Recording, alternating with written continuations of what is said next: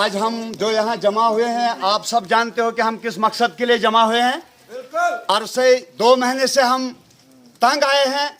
महकमे पीडीडी के जानिब से कोई भी पावर हमें मिल नहीं रहा है। महू के इलाके में हम लोग तंग आ चुके हैं। अब आज हमें जमा होना पड़ा।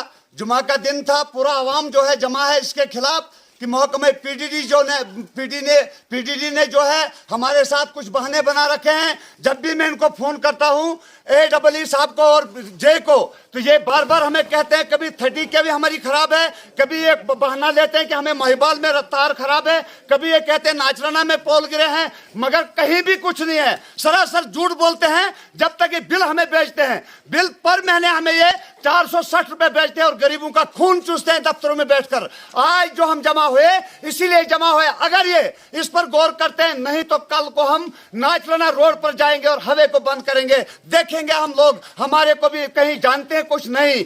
डीसी साहब को हम ये कहना चाहते हैं इस वक्त सोशल मीडिया के माध्यम से और गवर्नर इंतजामिया को कि इस पर जल्द से जल्द गौर किया जाए, नहीं तो हम लोग सड़क पर उतरने के लिए मजबूर हो जाएंगे। कल को हम औरतें और मर्द लेकर हम नाचराना जाएंगे और नेशनल हाईवे को बंद करेंगे। बाकी वसलाम।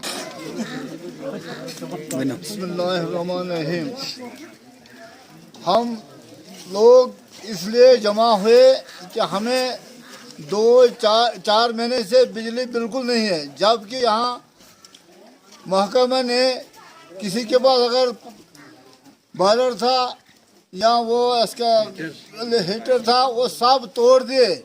जैसा कि हम मक्की कूटते थे ऐसा उन्होंने वो कूट दिया। अगर वो कूटे तो हमारे को पावर क्यों नहीं देते हैं?